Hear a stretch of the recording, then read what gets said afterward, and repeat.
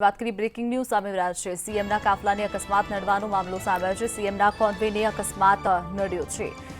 સાબરકાંઠા તરફ અકસ્માત નડ્યો છે। ખેડબ્રહ્માના આગિયા પાસે પોલીસને અકસ્માત નડ્યો છે। રોડ પર અચાનક ભૂંડ આવી જતા અકસ્માત સર્જાયો હતો। પોલીસની જીપ પલટી મારી જવાનો મામલો સામે આવ્યો છે। બીજા વાહન પર જીપ પલટી મારી અને બીજા વાહન પર પડી હતી। મુખ્યમંત્રી અંબાજીથી બાય રોડ ગાંધીનગર જઈ રહ્યા હતા તે સમયનો આ બનાવ છે। સાબરકાંઠા પોલીસને વાહનનો અકસ્માત નડ્યો છે। ડીવાયએસપી સહિત 3 પોલીસકર્મીઓ ઇજાગ્રસ્ત થયા છે।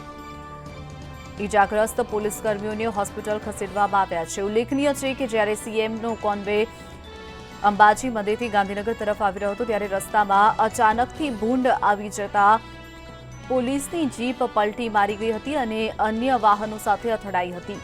ત્યારે અન્ય લોકોને પણ ઈજા પહોંચવા પામી છે તો ડીવાયએસપી સહિત 3 પોલીસ અધિકારીઓ ઈજાગ્રસ્ત થયા છે। ખેડબ્રહ્માના આગિયા પાસેનો આ બનાવ છે। અચાનક જ ભૂંડ રસ્તામાં આવી જતા અકસ્માત સર્જાયો છે। પોલીસની જીપ પલટી મારી અને બીજા વાહનો સાથે અથડાઈ હતી। મુખ્યમંત્રી અંબાજીથી બાય રોડ ગાંધીનગર જઈ રહ્યા હતા ત્યારે અકસ્માત નડ્યો છે। સીએમના કોન્વેને અકસ્માત નડ્યો છે। સાબરકાંઠા પોલીસને અકસ્માત નડ્યો છે।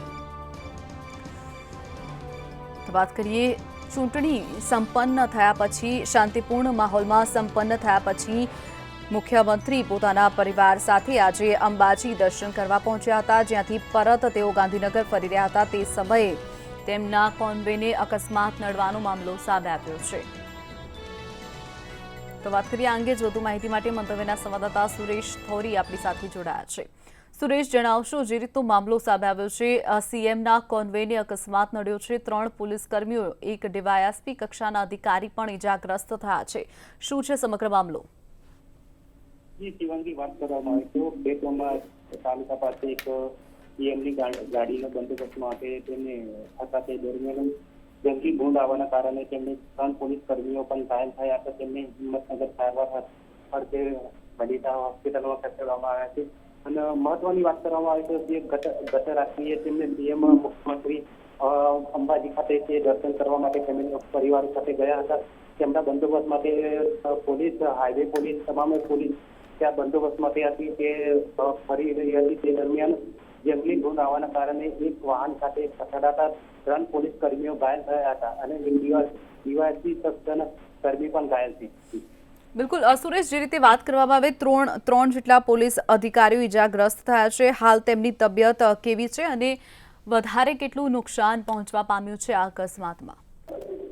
જી શિવાંગી, વાત કરવામાં આવે તો બેટોમાં પાસે જે વાહનનો અકસ્માત નડ્યો હતો જે જંગલી ભૂંડના કારણે થયો હતો અને સામેથી બીજી એક પ્રાઇવેટ ગાડી હતી તેમની પાસે અકસ્માત થતા તેમની પાસે એમને બચાવ થયો હતો। 3 પોલીસ કર્મીઓની જે વાત કરવામાં આવે તો 3 પોલીસ કર્મી ડીવાયએસપી અને એસઓજી પીએસઆઈ એ 3 વ્યક્તિઓ ઘાયલ હતા। તેમને અત્યારે હાલ તો મેડિકલ હોસ્પિટલમાં સારવાર આપે છે। જી બિલકુલ સુરેશ, માહિતી બદલ આપનો આભાર। તો વાત કરીએ સીએમના કોન્વેને અકસ્માત નડ્યો છે। જ્યારે આ કોન્વે અંબાજી મંદિરથી ગાંધીનગર પરત આવતો હતો ત્યારે અકસ્માત નડવાનો મામલો સામે આવ્યો છે।